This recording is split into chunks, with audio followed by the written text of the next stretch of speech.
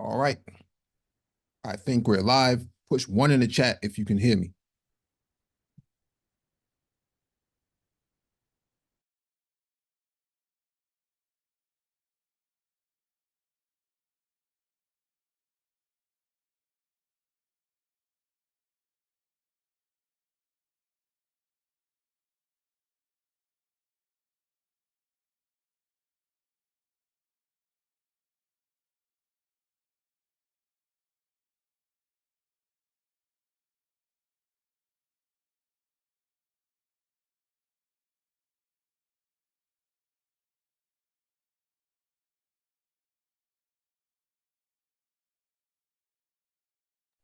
All right, got a confirmation. Thank you for the confirmation. Welcome back to the Black Brain Trust. This is episode 862, Black Politics. Please hit the like button to come in, share the video if possible, and hit that notification bell so you get all the updates from the Black Brain Trust. There'll be a document in the description beneath the video for you to follow along with in reference. If you want to join the panel, there'll be a link in the chat for you to join. It'll be pinned to the top. It's a Zoom link. Make sure you update to the latest Zoom client before joining. Let me grab that link for you, and then we can get started.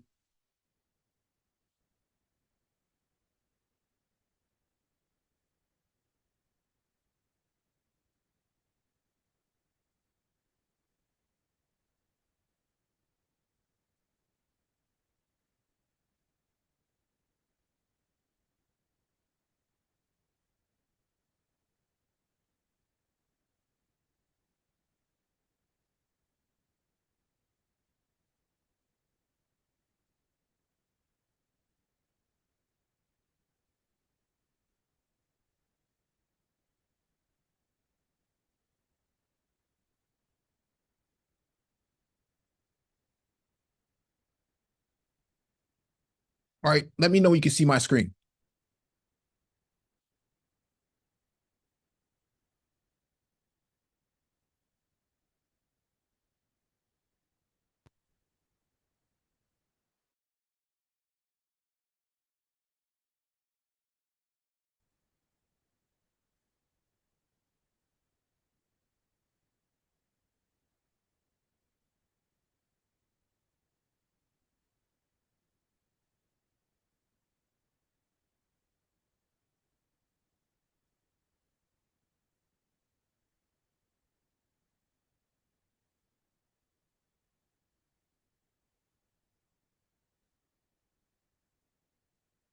Yeah, just push one in the chat if you can see my screen. All right. For those who actually follow politics around here, we know that Donald Trump won the Iowa caucus, okay? Won by a very wide margin, one of the widest margins in GOP history.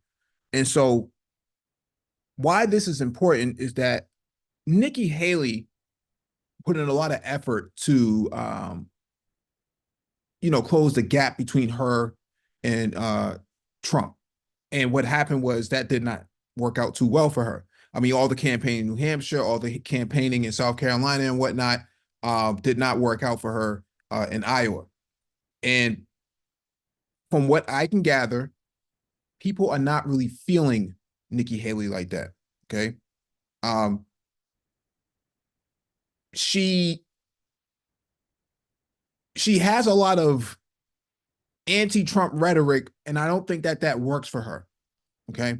I think that the duplicitous role that she plays with, the campaign trail is that, oh, well, I'll pardon Trump if I was elected, so why elect her to pardon Trump when people already want Trump to begin with? You see, these sort of things don't really work out too well for candidates like Nikki Haley. And so I think that this is a early warning that when it comes to South Carolina, she's in deep doo-doo. Okay, she's in deep trouble, especially if she can't close the gap between her. If she can't get DeSantis out the way, she's in some serious trouble. So I just want to make sure that this is understood. But I also want to cover this item here that I was watching earlier. Let me play this because I think this is also important on what people were saying on the campaign trail in Iowa. Okay. This is from CGTN America. Fair use. Make you proud, and we're off to New Hampshire. Thank you very much. The freezing cold weather appeared to impact voter turnout, and it was significantly lower than the 2016 caucuses.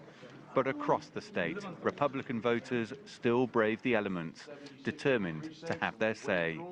I voted for President Trump because I think he has a proven record of what he can do when he's in office. I voted for Ron DeSantis. I'm looking for someone to cancel the chaos. I'm sick of being gaslit for not being loyal to a former president who wasn't loyal to us. Donald Trump, I liked what he did the first 4 years. I'd like to see him have a chance to finish the job. So this year's race for the White House is underway. The focus. Now, this is really important to understand. On one hand, this woman voted for Trump. So despite all the grabbing by the P and the vajayjay and all that stuff, that doesn't matter, right?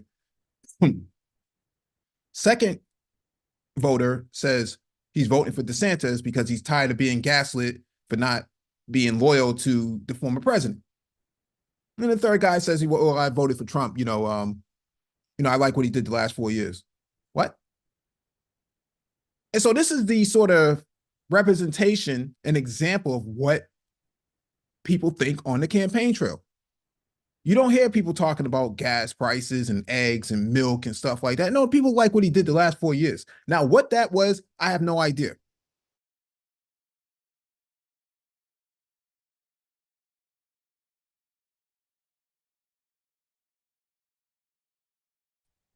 What's going on, bro?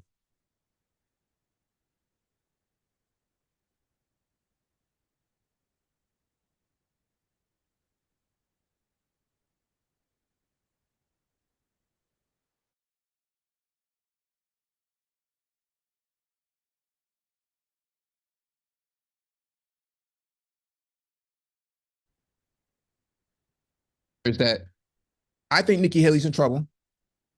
Two, I think Ron DeSantis is burning through cash right now. I think he's he's also in trouble, but he's in trouble for a different reason. And here's the other reason. Last year, Congressman Donalds, endorsed Trump over DeSantis. Okay, this was 9 months ago he did this. Or at least over 9 months ago he did this. And so when you take this into consideration, that a Florida GOP congressman endorses the former president over his sitting governor, that should tell you, that should tell you what the temperature in the room is. Because what this means here is that Trump attacks DeSantis, Florida GOP congressman doesn't endorse DeSantis, he endorses Trump. Nikki Haley is not endorsed by any of these people within the Freedom Caucus. So Nikki Haley has no pathway to victory, in my opinion. DeSantis is in big trouble because Trump is going to look at a VP at some point in the next few weeks.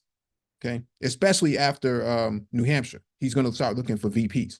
He probably already has this VP in mind, and that VP pick, in my opinion, is Byron Donalds.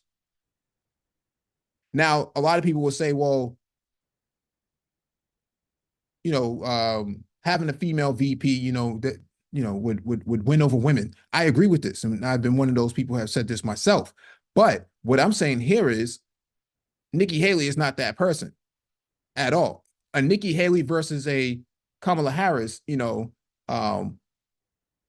she's going to get dusted pretty quickly. In fact, Kamala Harris would mop the floor with Nikki Haley pretty easily. It's not that difficult. I mean, all these gaffes that Nikki Haley has about the Confederate flag and Civil War and Black history and stuff like that, she just doesn't really look all that great and appealing. But if you want to pull in a new demographic of voters, especially Black men, Byron Donalds is your guy. He's young, he's 45, 46 years old. married, very good speaker. He's especially on domestic politics. Even though I don't agree with this guy, he's a well-spoken guy, way better than Ben Carson could ever have imagined to be, right? Or even this other joker from Georgia who ran for the Senate against Warnock. And so I see Byron Donalds as being Trump's VP. Nagone, what's your thoughts on this?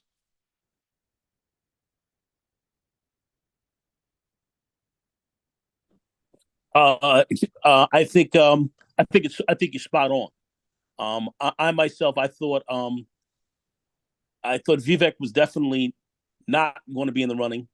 As far as the VP spot, I thought Nikki Haley would potentially be another one, another contender for the second spot. Only reason why is because, of course, balancing out the women's vote and trying to counter a little bit of what happened kind of with the Roe versus Wade type of decision, and having her come and balance out the women's vote a little bit in the suburban areas. But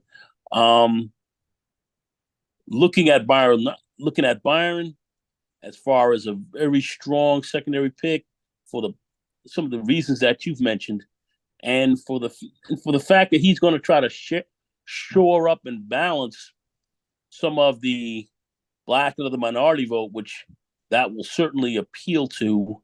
I actually think it's a pretty solid choice to make. So I think it's a good move.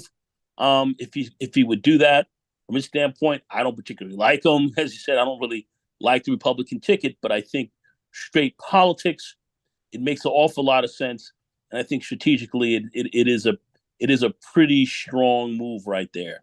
So I think you are pretty much spot on as far as your view is, and I didn't speak with you about this previously, but I think your view on this is actually quite good. I would totally agree with that, and it does make things definitely formidable.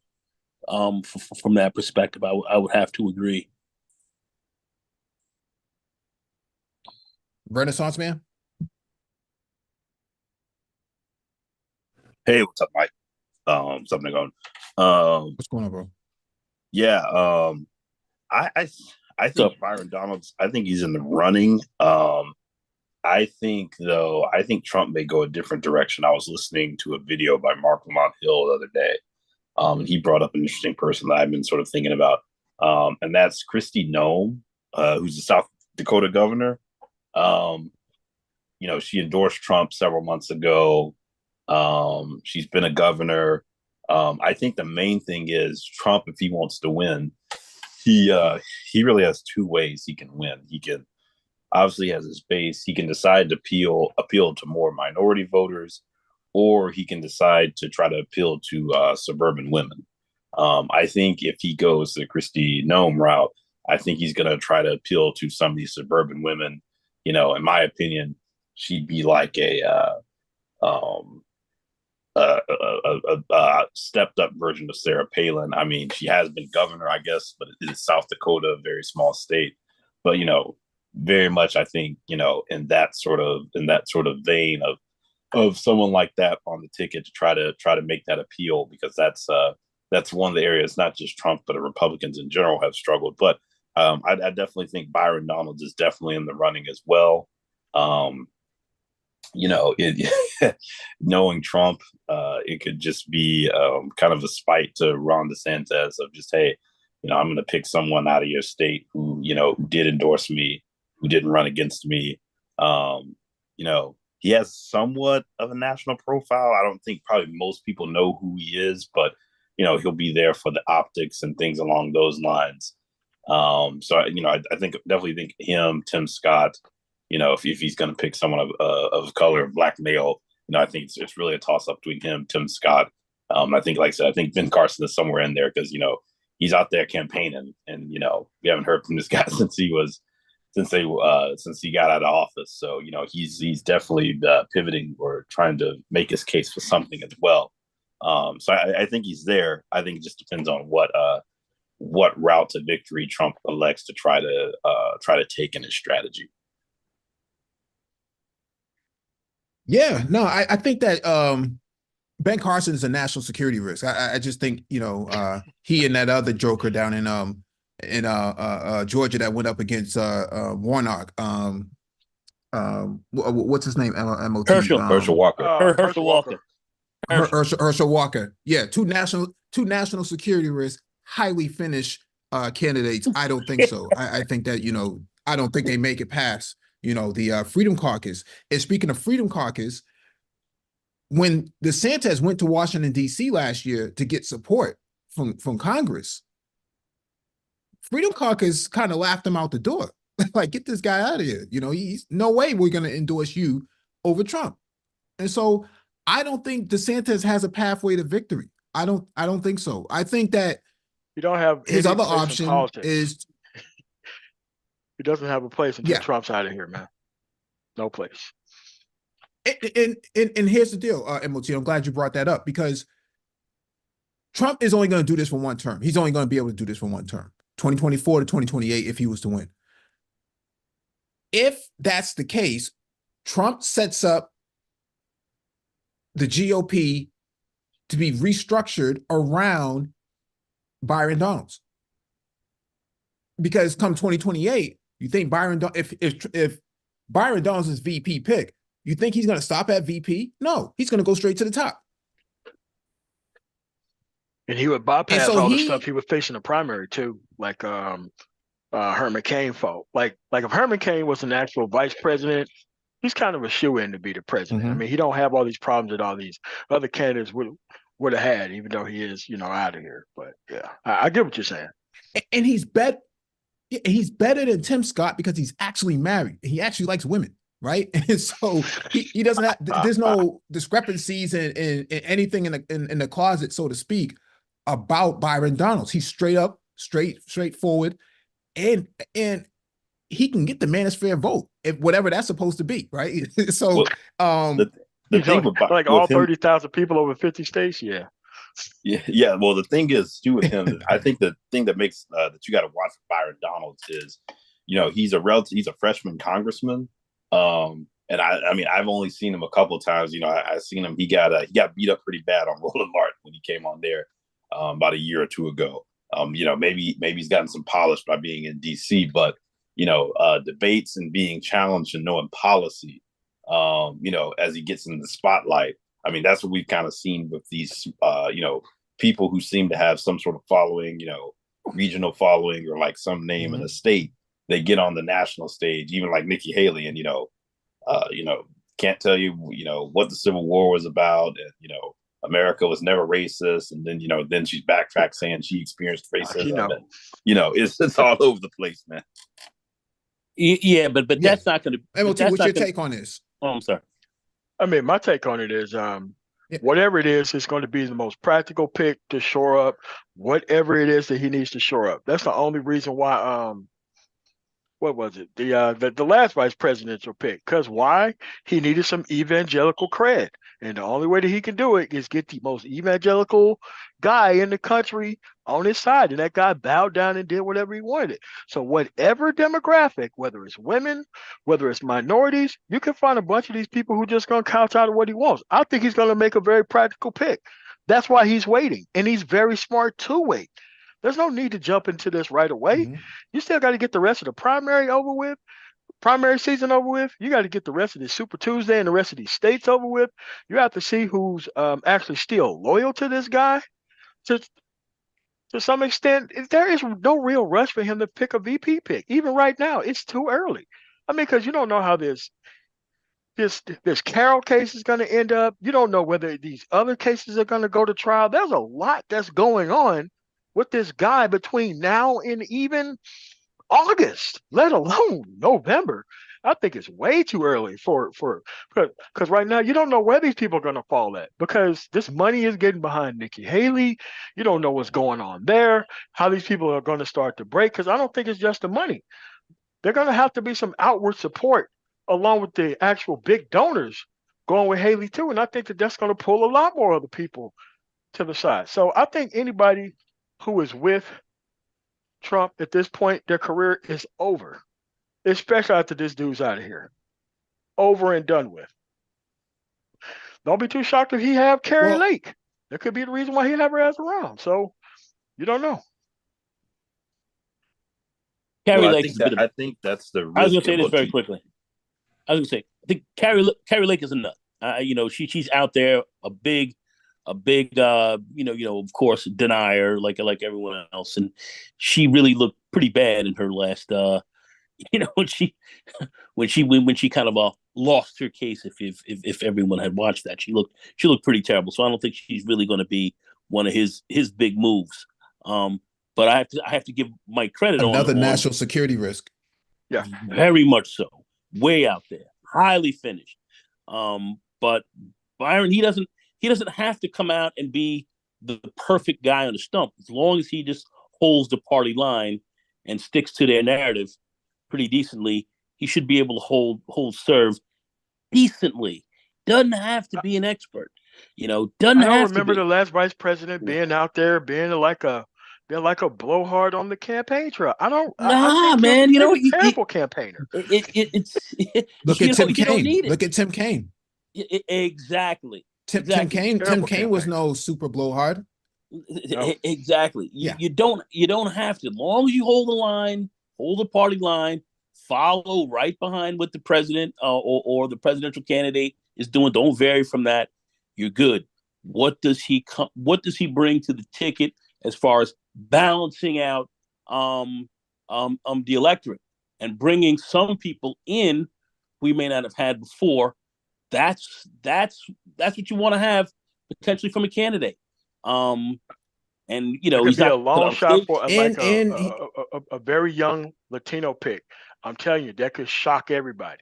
To find some young, sharp ass Latino pick, Trump could actually do that. And if he actually did that, the election is over. If he picked a Latino that's very young, No, oh man, it's over with. I won't say it's over. I won't say it's high noon, but it'll certainly be 11:45, no doubt about it. So either one will be strong. Either one will be strong. But the pick on Donaldson right now, early Byron, early. That's a solid prognostication. But For sure. I was gonna say Okay, MOT. go ahead. Go. No, I was gonna say MOT. The thing, like you said, with Donald's will be, like you said, his ability to actually be viable. Because the other thing is, you have to think about where Trump needs help. He needs help. That's why he's waiting. What's up? That's why he's going to wait till August, September to actually announce, because he needs to see what because he's going to that's a follow long his time, actual advice. MOT. Yeah, I know, but he's going to have to. That's a long time in terms of making the VP pick. I mean, Biden chose Kamala by what? June or July, 2020. So, and they must have already had that nailed down. February, March, beginning. April, May. They probably already thought that. Yeah. No, I think it's definitely going to go ahead, into the summer if you're Trump, because I don't think you don't have any real reason to. You need to figure out, because some people are arguing hey, people aren't paying attention right now. The primary is still going on. Obviously he's leading Biden, but you really need to figure out what are the states. Obviously, if you're Trump, you need to win back Arizona. You need to win back Nevada. You need to win back Georgia. To make it competitive. But then you also, once again, need to win, a Pennsylvania, a Michigan, a Wisconsin, and that's where I think you have to look at probably suburban women or trying to either get people not to vote, hope that they're just so turned off by Biden in these areas, or in some of these urban areas like a Philadelphia, a Detroit. Coupled with Biden's issue with the Palestinian community, or you just gotta hope that that these people are just they don't turn out to vote because they're just disinterested. Which at that point you really just need to turn out your base, or you need to determine whether you need to actively try to go and court these people to come vote for you. I wouldn't. I mean, but But you know, at the end of the day, he's gonna make a practical pick. Like you said, I think the summer could be the actual announcement. Now just thinking about what y'all thinking. yeah, Yeah. No. yeah, yeah. No, once he cleans up New Hampshire and in South Carolina, he's good. I just what I'm saying here is, if Trump was going to choose a VP, looking at Byron Donald's track record compared to Nikki Haley, compared to DeSantis, compared to the rest of the field, you know, it's pretty easy to see. That's a strong ticket, though. Nikki Haley and Trump, that's still a strong ticket, man. I don't know, man. I don't think she has it, man. I think. Oh, they don't want her because if she can't handle what's on, yeah, the MAGA base does not want Nikki Haley. That's the one. It may make a strong. Yeah, that's why I played the video. Yeah, but the MAGA base is not. They're not big on her. And then, you know, I think she attacked Trump at one point, but she obviously was not happy about that either. Yeah, she came out in New Hampshire attacking Trump, and so I don't think that, you know, she's going to be a part of that ticket. I don't think she's the one. Now, the woman from South Dakota that you mentioned earlier, Renaissance Man, I think that could be potential, but you know, she could see Canada from here. So I don't know, but I mean that's kind of her foreign policy experience, you know, looking at Canada. But no, I just think that Byron Donalds is way more polished than any of the other candidates, and I think he upholds Trump domestically better, allowing Trump to go look at the foreign policy aspect that he always been wanting to do, was to focus on that. Because when it came to Mike Pence, you know, the guy was an empty suit. You know, he didn't really do much. He just did what he was told, and that wasn't very much. He was handed the pandemic, you know, COVID-19 to manage, and he couldn't even do that. And so I don't, you know, I just don't think that, you know, another evangelical yo-yo. I don't think that that's a good, you know, I don't think that he already has race that base at all. He already has that base right now. Yeah, he already has them. Yeah, yeah. Yeah, and I don't know if he needs a Latino woman. And here's why. Latino woman. Because they already voted. Because they already voted for. They already vote. I think there's a delay between myself and MOT, but the Latinos were already voting for Trump with Pence. Keep in mind, Byron Donalds is married to a Latino woman. So he already has that kind of covered in terms of the outreach. Yeah, I think that's why it goes back to what states does, like, how is he polling in some of these states? If he's like behind in Arizona and Nevada, then I think you definitely have to like seriously consider that, just because that's a non-starter. If you can't win those two states back, then it's a non-starter for anything else. If you feel comfortable like you're going to win those states, then it's, like I said, I think it's a pivot to suburban women, or do you try to, you know, or you try to appeal to Black voters? Maybe it's not the Black voters though, right? Suburban women are going to be a big. I'm sorry, suburban women are going to be a very big part of that. Black vote is going to be a factor. That's going to be a swing in many respects. Only in certain states, though. But only in certain. But the key ones, Michigan. You know, when we start talking about the battleground states, that's going to be important. But certainly, overall, best I can say that I would say that Donald can do, if he can do, if he can, without a doubt, really come in and shore up key areas that they already have strong, but can he come in and cut into some key areas like Georgia and so forth? Can he really play in some of these other swing states that are going to be key in this race? Can he really cut in and somewhat make a difference there? We can't see that as of right now, but as this thing starts, anti-woke stuff, oh God, it's not going to be a good look. But it's going to play to that crowd. But Byron, it's going to be tough. But if he can cut into these areas, that's going to be key. I mean, you have to say, you cannot look at this guy and say this is this is going to be weakness for him because just another how I I hate to use the term, but just another milk toast white boy being that he's going to throw in there. Not It's gonna work. not Not gonna work. Like Josh that's Hawley.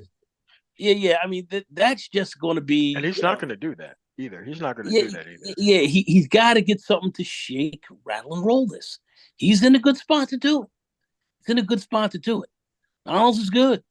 A strong Latina is I can think that play that role as well. That's what I'm I mean, saying. It's like it doesn't make sense to pick a It's white candidate. Doesn't make no, sense. no. I mean, the no. straight up and down regular milquetoast white boy. That's played. For him to really balance this out, he's going to want to play a little bit differently, and Trump can make that move. He can easily pivot to that quite easily, and his supporters or his MAGA people will support that. Only thing that his person has to do is come up and mouth the the MAGA line, and it's all good. It'll be all good. So I think it's strong. Anyway, go ahead. I'm sorry. Go ahead. Go ahead, guys. No, I was just gonna say that yeah, I think there's a delay between people. But I just think that based on Byron's stance during the Speaker of the House election and their ability to cut people's heads off, I think the whole white boy as a VP, like MOT is saying, I think that's over and done with. I don't think they need another white boy. I think they already have Trump as the white boy, right? Yeah. Right. They already have the white the white masculine avatar the whitest is boy Trump. they can never So get. they don't need another one. Yeah. Right, because it doesn't make any sense. Right. It doesn't make any sense to take a DeSantis who emulates Trump to be his what do they call that? A mime, right? Someone who just kind of copies and stuff, he waves too, that, Mr. Me Too, that's not what you need. Yeah. And DeSantis is too much of a character. He plays up too much stuff. He's all this sort of what we're gonna do with wokeness and stuff. You don't really hear Byron Donalds talking like that. Byron Works Donalds locally, focuses more but on man, the more. you can't run a national campaign on that. You can't run a national campaign on that. Yeah. And so I see Byron Donalds cleaning up Florida for him because he already made that endorsement last year, right around the time where he probably would be selected, which is around that April time frame of 2023, was when he made that endorsement of Trump. And so what I'm saying here is I think Byron Donalds is probably a good shoo-in. In fact, when you really think about it, if it had to come down to it, a Byron Donalds versus a Kamala, that could be pretty nasty in the debate. It can. Yeah, that'll be pretty nasty. That'll be lightning there. That will definitely be a humdinger. That's for sure. Wait, you think he'd do good in the debate, Mike? No, I think he would. I think. Oh, okay. The optics of two black candidates. Yeah. That makes it look like, cause remember when they were trying to nominate Byron Donalds Speaker of the House versus Hakeem Jeffries, they Republicans try to run on that image. Oh yeah, this is great for progress, and like, shut the fuck up, But that's kind of how they would spin it, right? That's how they would kind of spin it. That you have two black candidates going at each other.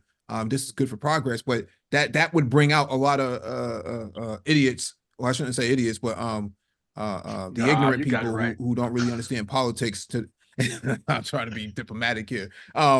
I think that would work out great for the Republicans. I'm not that I'm trying. I mean, I can run the Republican Party probably better from a strategist standpoint than the rest of the jokers can. I think that they're in some deep trouble if they don't actually choose a Byron Donalds or another brown candidate. I don't think Vivek Ramaswamy was ever going to be that guy. No. I think he's a good Sean Spicer, but I don't think he's a good politician at all. I think he's too ignorant to be a politician. He's a good PR guy, but he's not a good politician. I mean, I look at him like more or less like the Mook. That's what I look at him as. A guy who paid a lot of money to get there. Scaramucci. except for he just ran for office. Oh, Yeah. He just ran for office, and it's like, yeah, he came out there, he threw some bombs, but at the end of the day, it's not your type of party or race, not right now, and not ever. So yeah, yes, Scaramouche definitely not, but Byron, he can definitely bring a balance. He's frightening, and to me, scary to have him out there. Ooh, my goodness! Anybody Democrats got to worry. This guy, he chooses him. This is a problem. Like I said, he does not have to be. Dem's got them. He doesn't have to be superior on the stump. He doesn't have to be superior on the stump. no, not at all. Not as a VP candidate. And I'm telling you, we all know people. Let's not get out of range here. It's these battleground states. That's the path to the president. That's the path then. That's the path now. You're not getting around that. You're not getting around it. What kind of play? The party's going to back him. Go ahead. The party's going to back Byron Donalds over Tim Scott. Because they don't ever back Tim Scott and anything else. So why would they start backing Tim Scott now? It doesn't make a whole lot of sense. I think Tim Scott's career is pretty much over at this point, but and he's older too. He's not all that he's not all that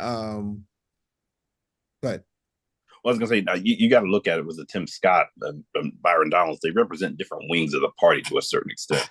Like, Tim Scott is very much tried to push himself as, he's almost in that Nikki Haley lane of things of, more establishment type of Republican, trying to be more of the, that angle, playing that wing of the party versus Byron Donalds has clearly aligned himself with Trump and the Freedom Caucus. Yeah. I would agree. I think he's the head of the Freedom Caucus. Yeah, that's pretty cogent. And that's pretty cogent. Yeah, and if it doesn't work, right, I think DeSantis is in trouble if he has to go up against a Byron Donalds for governor. That's a problem at this point. Because if he's a failed presidential candidate, if he's a failed presidential candidate, go ahead. That one I think will be interesting because Florida, like the state, is a little bit different in the sense of like Donald's is. I mean, Florida has gone to Trump, but then they've also passed like $15 minimum wage. Like it's still got a very diverse population. I don't know if you can have a full-blown Freedom Caucus member running in Florida and be viable. Like he's gonna have to change up or have some more nuanced positions, I think, if he's gonna straight up win the state. Who are you talking about, Byron Donalds? Yeah. I think he'd have to. Yeah, I think he'd have to soften some of his positions, just because of the Florida. Like I said, you've got older population. You've got you got the major metros like the Tampa, the Orlando, Miami, all of those places. Then you have the sort of the Panhandle, which is almost like an extension of the Southeast. Then you have the rest of the state, which outside of the metro areas, it's more of a it's not quite the South, but it's more of a rural type of area that it takes an interesting type of, you have to have some, I guess, nuanced positions to sort of win there. Cause you got to think DeSantis barely beat, what's his name? Gillum. Yeah. He barely beat him. And, Gillum was running on a pretty progressive platform. So that's why I'm like, if you're Donalds, you got to maybe soften some of your positions and not act like you're running and say like, a Georgia or, a Tennessee, Alabama, something like that. Or I would just like to say with Gillum, he was mayor of Tallahassee. He had done a really good job and really kind of turning that city around. Not that the city was so much in the doldrums per se. They were having issues, but he really, kind of brought that city kind of back up and really kind of had that thing, like Michael Jackson spinning around on their toes, and he had them on their toes. So he was coming at it with a huge reputation as being a very competent legislator, and politician. He was coming at it very competent with a very strong reputation. So he had performed. He had performed well, and that had gotten around the state. So that gave him a lot of credibility. And then, of course, we saw how we lost it. But But certainly here, that is a little bit different.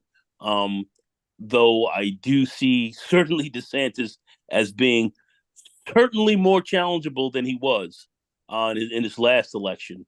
I believe he certainly can be challenged, from that governor spot by somebody like Byron, potentially. He is gettable. He is gettable. Go ahead. I don't think DeSantis is a good debater against a Byron Donalds. I would because I mean I agree with Renaissance Man that he, initially Byron Donalds didn't do well against Roland Martin, but Roland Martin is a different animal. When it comes, I mean he's not running for office, but he has nothing to lose. In that debate, anyways. But if you put up a Byron Donalds versus a DeSantis, I think Byron knocks him out, 2 out of 3 times in a debate, and I think that's critical. His name is already well known in Florida. I think he was the head of the Black Legislative Caucus in Florida when he was a state rep. So I think that Byron has 2 avenues here. One, the long term is the path to VP. The short term is taking out DeSantis and then proving that he's the next guy up, in terms of the party. I think that is critical, and it would make him the 5th Black governor in U.S. history. Yeah, I believe so. That's really critical. I believe so. I think the only thing is that's really critical. I think the only thing with Donald, though, is I think his fate at this point is tied to Trump, whether he's the VP nominee or not. I think if Trump wins, then I think he's obviously going to have a lot of influence going forward. But if Trump loses, whether he's on the ticket or not, then I think it's more of a, hey, you're going to see a reckoning in the party, basically trying to push these MAGA jokers out of power, because Trump's candidates his candidates that he's chosen even in 2022 have not done very well at all. If this guy loses 2024 as well too, I think anybody who is tied to him is going to be a real pariah in the party, because that's going to embolden a lot of the more moderates and even non-MAGA people to try to really take the party back from these people. Yeah. Yeah. Yeah. Agreed. Let me play this clip again, because I think for some people who have not watched this clip from earlier, let me just play it again just for New Hampshire. Thank you very much. The freezing cold weather appeared to impact voter turnout, and it was significantly lower than the 2016 caucuses. But across the state, Republican voters still brave the elements, determined to have their say. I voted for President Trump because I think he has a proven record of what he can do when he's in office. I voted for Ron DeSantis. I'm looking for someone to cancel the chaos. I'm sick of being gaslit for not being loyal to a former president who wasn't loyal to us. Donald Trump, I liked what he did the first 4 years. Like to see him have a chance to finish the job.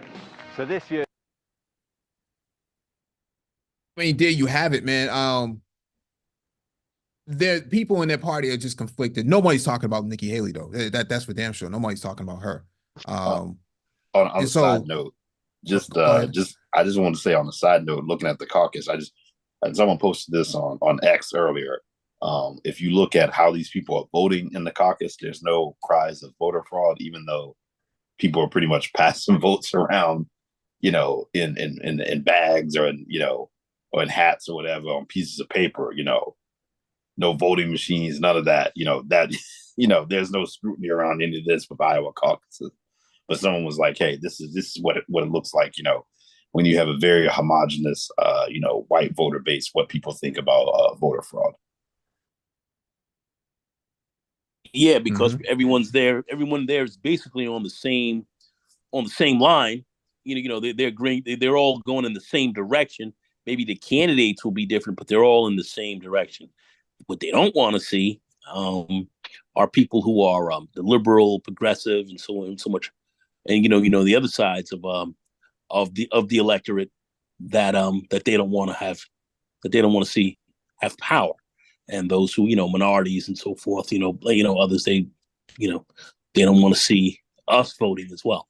So yeah, so that's it. That certainly is their cause for the fraud. That's where your fraud is. You have you have a franchise that you can exercise. They don't want that. Yeah, I mean, because voter fraud is pretty much minority participation in the election. That's pretty much That's what voter it. fraud is. Yeah. That's it. Yeah, and I just think it is early, like MOT says, too early, but I think they already made up their mind on who they're gonna go after. I think at this point they already made up their mind. I mean, especially looking at the Iowa numbers. I think that Nikki Haley was a dud. No one's talking about her. Now some people say, "Oh, it was really cold outside. It was the weather." Yeah, people still came out and voted for Trump, though. So I don't know if you could blame the weather on people not coming out for Nikki. I just don't think she's believable at this point. I don't think anybody on that side believes that she is the savior of the party or the comparable alternative to Trump. I think that people are kind of feeling like she's lackluster. But most of it's their Especially fault, all though, these Mike. gaffes, man. I don't think she ever was going to be the counter to Trump. I saw a lot of people hyping her up. I didn't see it. I didn't see all this hype they were trying to lay on her. I didn't see it. Certainly, and DeSantis, I'm looking at the numbers here, and he was a couple of points ahead. She was 19 percentage points there. He was 21.2. So he didn't. I don't know how much he gained, but certainly I don't think Nikki Haley gained really anything. And I think if anything, Vivek he just kind of took away from what those other two may have gotten. So I just don't think Nikki Haley was ever really as strong as what they were trying to say she was. I don't know what polls they were reading. I didn't see her as being that strong, and there are a lot of people that are not surprised at what her what her performance was. So I'm not seeing where she's polling really high anywhere. Go ahead. The only thing strong about her is her accent, man. I don't. She didn't really impress anybody. All of these.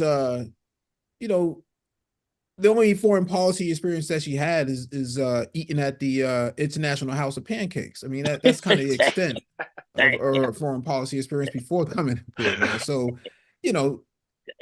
it's sad that, a guy who has 91 felony charges against him can still outperform those who are actually law-abiding citizens for all intents and purposes. Like, that shows you that the party really has made up their mind on where they want, which direction they want to go into. DeSantis ain't it, man.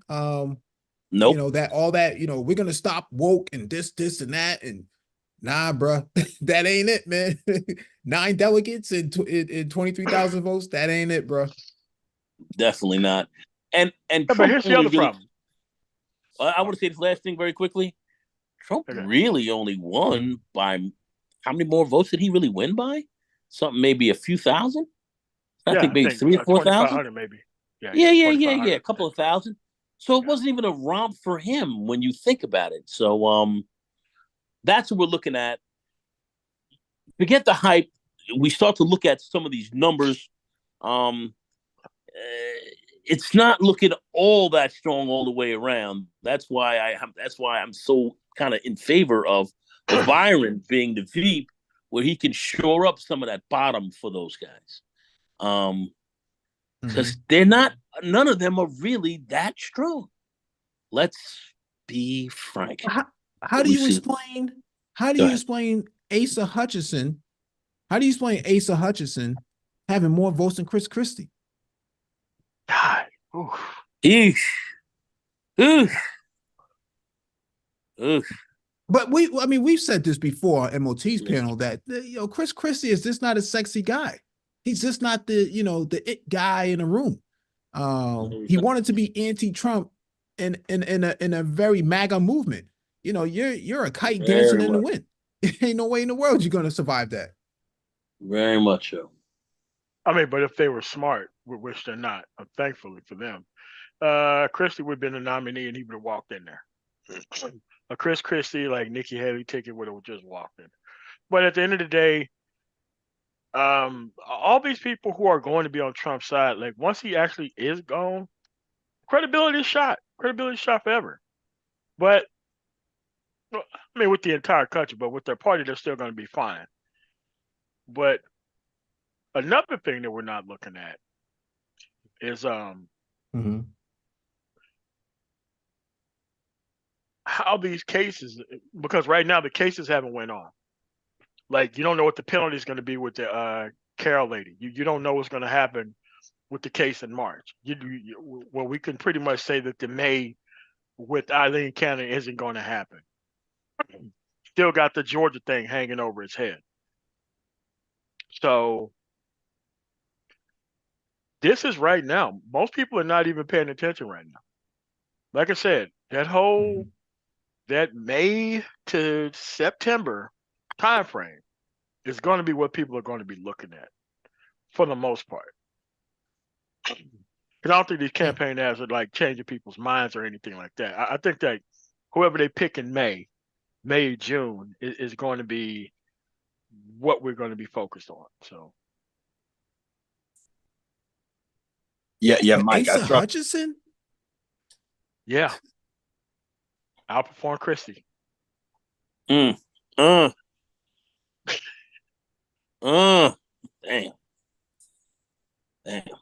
I mean, Mike, I dropped if you look in the chat, I dropped a link if you want to see Nikki Haley, ironically. I don't know if you played there's see a link. See her what? If you see her do what though? No, it's Chris Christie, his comments on Nikki Haley on the hot mic. Oh, I think we covered that before on MOT stuff, so I don't think we necessarily need to cover that here. But yeah, it's just that Chris Christie put himself in a pickle. He was Trump's debate partner, then he's anti-Trump, then he doesn't really bring anything to the table, and then he drops out.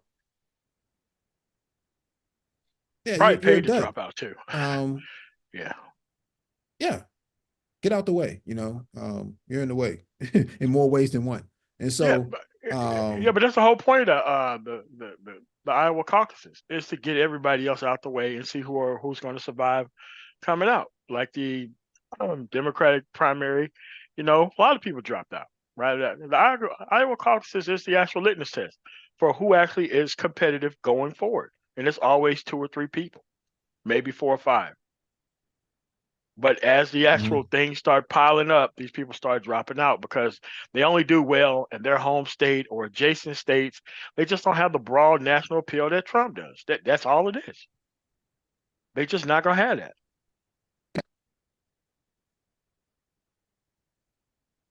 Yeah.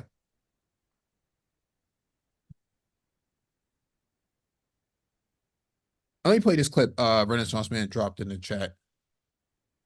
This is Chris Christie on the hot mic.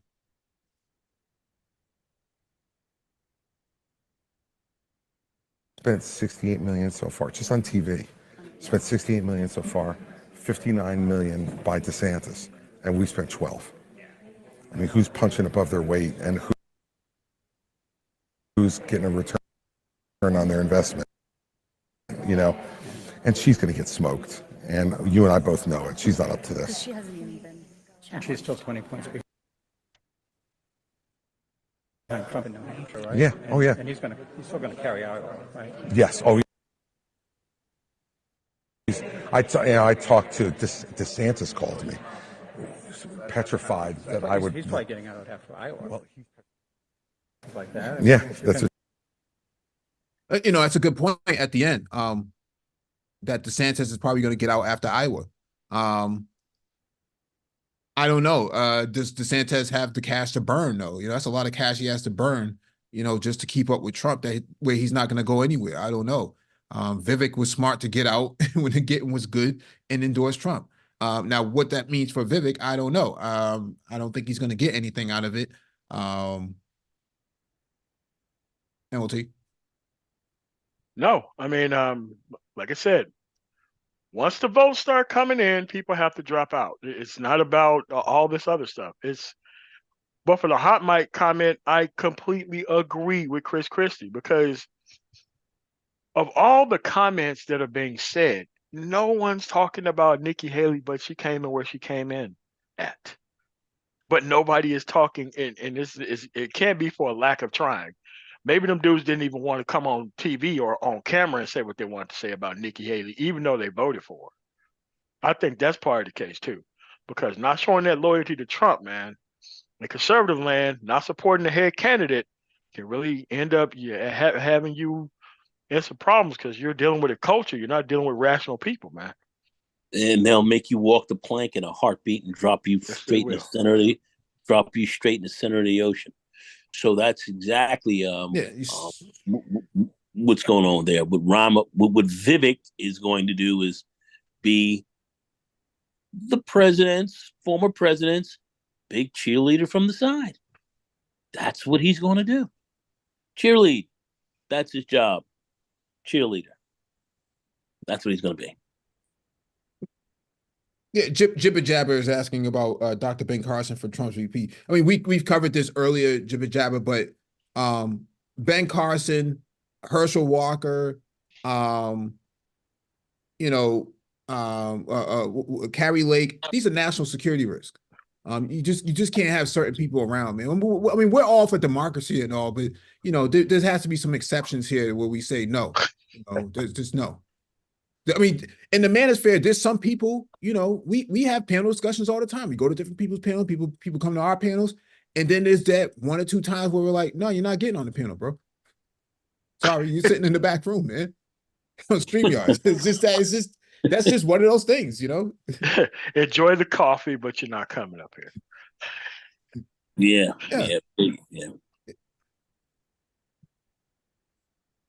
This is not that's just the reality, man. Can you, let me put it like this. Trump got caught with classified documents in Mar-a-Lago. Can you imagine, laptops unlocked, not Control-Alt-Delete in his laptop when he's at home working remotely? Ben Carson, can you imagine that in his efficiency? Because he was the former administrator of HUD, secretary of HUD, sitting in some efficiency with his laptop unlocked, leaving it, letting anybody come up in his house and shit. Like, just don't, there's just certain things, man, we just not going to tolerate, man. It's just one of those things. And I think that's, Ben Carson is one of those guys that can't be a part of the, the future of democracy. Maybe, I mean, there's other things you could be doing, like, drive for Uber or Lyft, or, bag groceries at Kroger. There's other things you could be doing. You don't necessarily have to be in politics all the time. Nah, man, jibber jabber. The thing here is this. They're only floating him out there because he's a significantly older version of Herschel Walker. Just a highly finished senior guy. It's all about trolling us. Really, that's really what that's about. It's about trolling Black people. Oh, we got Ben Carson as a potential VP pick. Like, why would you even bring that up? Like, why not bring up Byron Donalds? Why not bring up John James out of Michigan or something like that? Like, throwing out Ben Carson doesn't make any sense, other than for the fact that the guy wants to be loyal to Trump by giving him fellatio every opportunity that he can. I don't know. Where's Ice Cube on all of this? We haven't heard Ice Cube at all. Oh, man, the Ice Cube effect is not effective, man. It melted.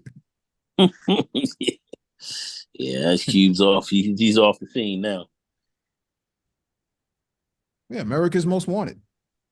Don't worry, man. No, Ice Cube's ice is colder, so according to some people. So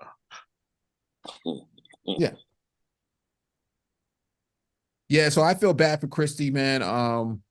Vivek, I don't feel bad for. I'm glad they tore him out the frame and left him where he is. Got 3 delegates though.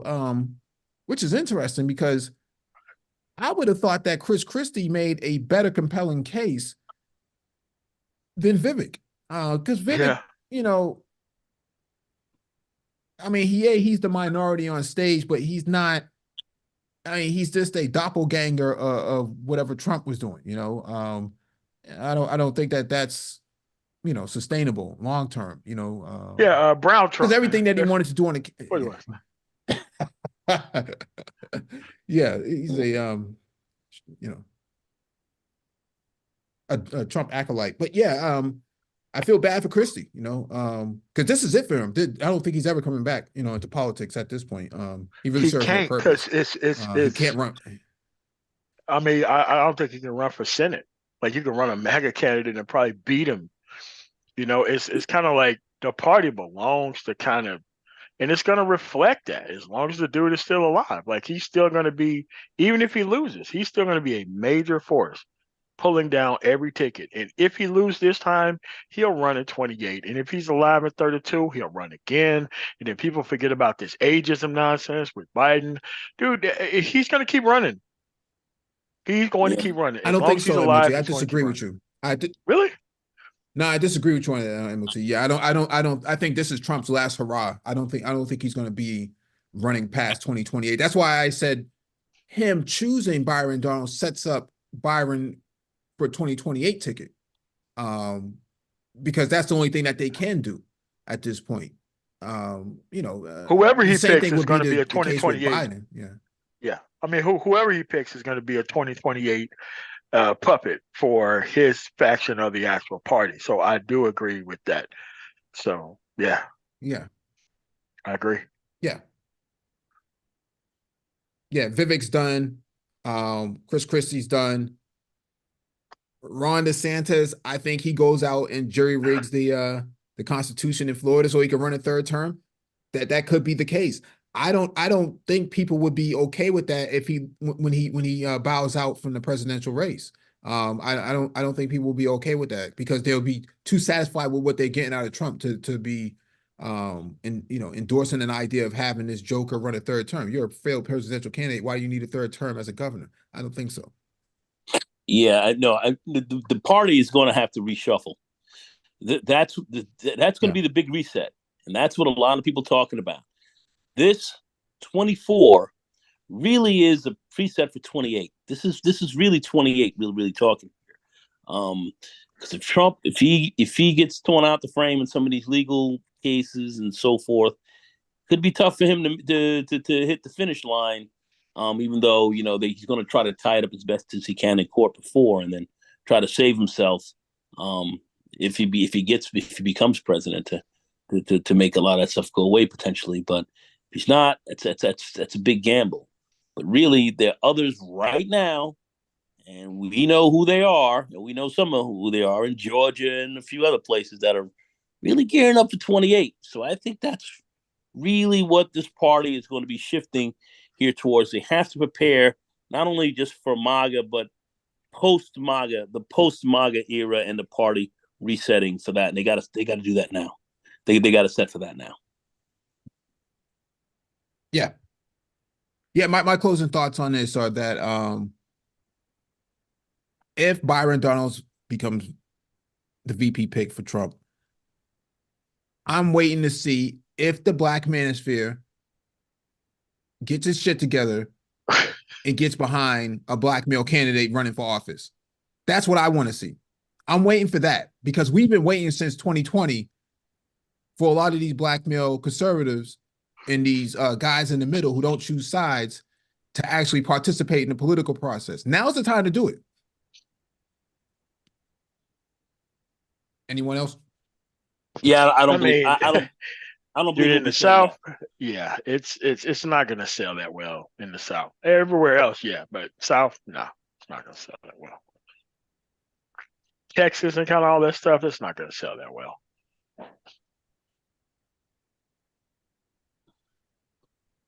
As far as the Black manosphere, I don't see them really getting together because they're not politically sophisticated. Though folks will hear the statement and they'll come out and come up with what they can come up with in the next few weeks, but we'll see nothing from them pretty much.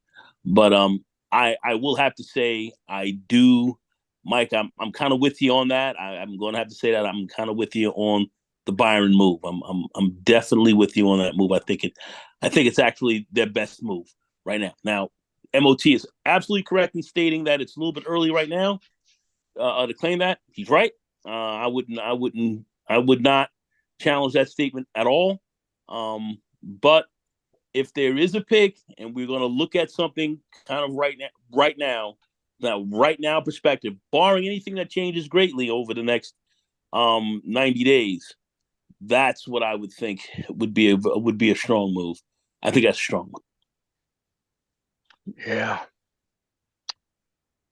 Yeah. But I think this Nikki Haley thing is a problem because they set their party up to not really have women running things at the top. And that's why people like her. They don't want to disrespect her, but they definitely are not going to let her lead the entire movement. They're not going to do that.